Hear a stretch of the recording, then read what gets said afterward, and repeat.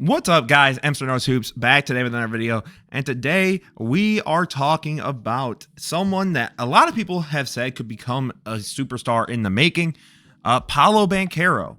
Paolo Banchero, the now going to be 22-year-old third-year player out of the Orlando Magic. Last season averaged 23, 7, and 5 on about 46 from the field and 34 from three. And today we're going to get into how good can Paolo Banchero truly be. Can he be a superstar caliber player, or is he always sort of destined to sort of be a really good all-star? Not quite that. So, the first thing we got to talk about, I want to talk about is Paolo's playmaking. All right, Franz gets the screen action. Saw screen action, doesn't really do anything with it, right? Tries again. Drives. This is beautiful because you would think Franz is an easy move here. Mobley, though, catches, and at this point it's too late. He's already committed. So there's Wendell Carter. Just bang, dunks it down on the rim. It's a great read, right? It's a simple read. Even in situations here, right? Gets into the post, right? Now you get Franz to operate, get a Okoro off. Now you got Strus. Jumps. Jared Allen comes up to try and help. Too late, though. Again, Wendell Carter. I love the slip action that they run here with Wendell, because even off ball, you see it, right? They're calling for Suggs to like do that little corner action. And since they did that, Donovan's like, well, I'm still with Suggs. So now you have an escape / backdoor wide open for Wendell Carter. And I think Paolo's showing that he's actually a legit passer playmaker. Again, you guys know I don't really cover college games like that, I don't know a whole lot about it. I'm thinking about covering that more for you guys. Let me know if you want that, I guess, in the comment section. I've been thinking about, like, hey, do I get more into college basketball this year? Talk about, prospects. But, man, I'm telling you, man, like, Paolo, I was surprised by the playmaking Paolo's got here, right? Even here, Mo gets the ball down to Paolo. Gets ready to start breaking the guy down, right? Instead, just goes to Franz, because then they run the Paolo P&R action.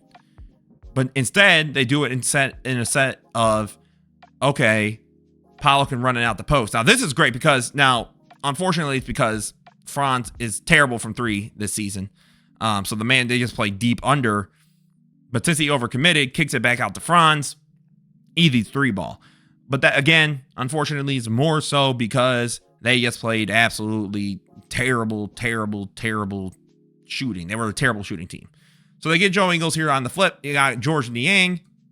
And at this point, right, the team, if you notice, Jared Allen kind of is sunk because, again, he's the only big help. And now, since the man comes over, Okoro comes over to help on the drive against Paolo, they basically triple team. Wendell Carter, wide open, can't really close out. Again, open corner three. I think that's where this team, and Paolo, I think, is going to be still really good. I still do think this team needs a legitimate point guard. Not that Paolo is a bad playmaker or passer. The whole point of these videos or clips was to show you that he actually does have like some really good passing and playmaking. However, I think he gets too passive at times. Like in the playoffs, you would see where he tries to get to his shot, but he instead sort of goes, well, I could pass it out to this guy and he can try and make something. At some point, Paolo, you are a star player or an all-star. You need to step up. It's funny. It's almost like the reverse of Ant, because I feel like Ant is great at scoring and getting his shot. And at times he struggles recognizing and reading and getting the right pass to make his teammates even better. And I feel like it's vice versa, where Paolo almost seems too many opportunities to try and get his teammates something and is too hesitant to get himself a bucket. And I think Paolo needs to step up in that aggression. Like next season, I genuinely believe Paolo needs to be a 25, 26 point per game scorer. Not that he's a failure if he doesn't, but I think that would be the next big step in his progression. Like you really have to step up your scoring game because this offense already struggles so much, because you demand so much attention. You as a scorer need to step up to the needs of your team. And then I want to talk about, obviously, Paolo as a defender. We understand the Magic are a great defensive team anyways, but I think Paolo as an individual defender is still really good because you get Mobley here, right? Great job imposing his size onto Mobley, not letting him get too comfortable. He jumps, comes over. Mobley loses the ball on the way up anyways, and then Paolo forces it out, right?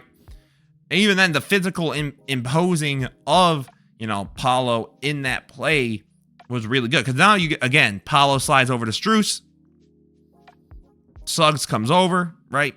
And now they can fight both, and now they just switch. And Paolo does a great job, right? Because D-Mitch, so he goes, gets the screen, right? Now he's like, okay, I got Paolo. I have speed. But Paolo does a great job of his physical size difference, right? Making D-Mitch have to, like, sort of bobble up the ball. Then he loses it. And Paolo, again, because he has that advantage and speed, the athleticism, I mean, that's just what you need if you want to win, right? And if you want to play good defense in this league. And I think Paolo's athleticism is something that gets lost. In part because of his play style, to be 100% honest. And even here, this is just great passing lanes. Paolo is really good in the passing lanes. You could tell that's because of guys like Jalen Suggs, dudes like that, and just, Jamal Mosley's system.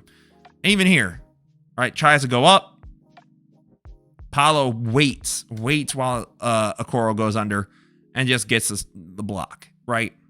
That's beautiful defense. Like, that's just great defense. And I think defensively is the least concerning area about Paolo's possible ascendance to superstardom. I think he's more than good enough as a defender right now. I don't think he's an all-NBA caliber defender, but I also wouldn't go out of my way to go, we got Paolo. That's, free money right there. Like, this paint is chicken. Like, this is easy.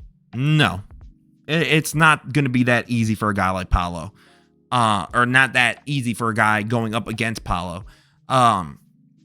So again, I think scoring assist wise, the numbers can say the same, but we got to see aggression, and we can get into why. So coming up here, right, we're going to get a scoring play. Gets DG, fights him off, goes, okay, pumps, takes a tough midi, makes it. Now, Paolo is getting to a point where I feel like he has something called Jason Tatum syndrome. And Jason Tatum syndrome is, I have the size advantage over most of the people that end up guarding me. However, I bail those people out. In Tatum's case, it's a bit different by taking way more threes / middies that I am not good in. Like, that's just not my shot. And Paolo does that, but more so with just those middies. According to Clean the Glass, he was only 39% from the mid-range overall. He was good from the long mid-range, terrible from the short. And he doesn't really attack the rim that often. He had like 630 mid-range shots and only about 400 at the rim. I think you need to see that rim number go up. Paolo is just, you're more physically imposing. Now, I do understand, and I'm sure a Magic fan might type this, the spacing is terrible, but Emster, you don't see it. Like, they basically shrink the floor when they play us. Sure. But at the end of the day, if you are that superstar caliber player, you're going to get your bucket. And I think someone like Paolo, first of all, could then benefit from getting to the free throw line more often. And that's forcing defenses then to have to play him differently and the team as a whole differently. And if they think KCP is going to be that big of a difference 3-point shooting wise, right now you have more floor spacers and Franz returns to at least normalcy as a 3-point shooter.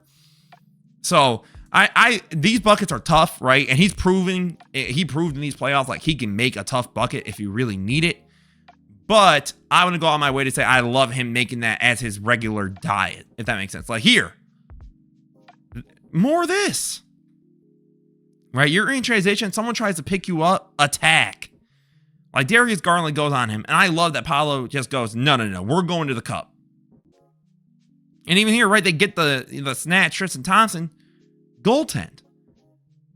Like, moments like this where Paolo goes downhill, he's at his best.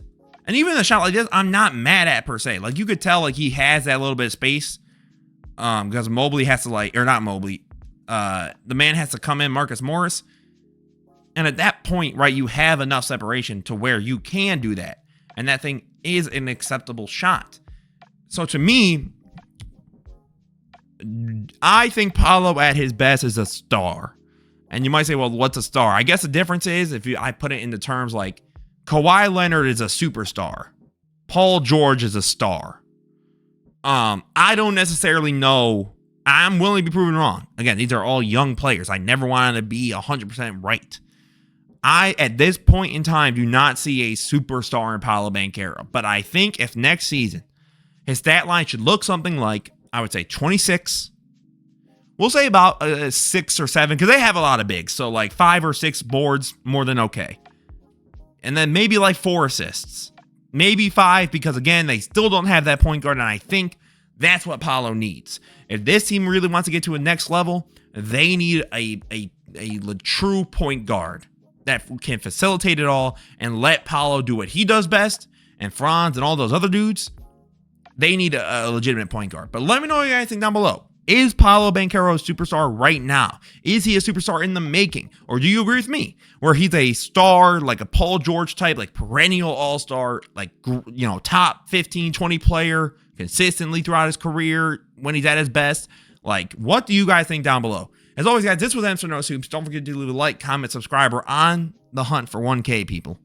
So let's make it happen. Share this with your friends. Have a beautiful rest of your day, guys. Peace out. Peace out.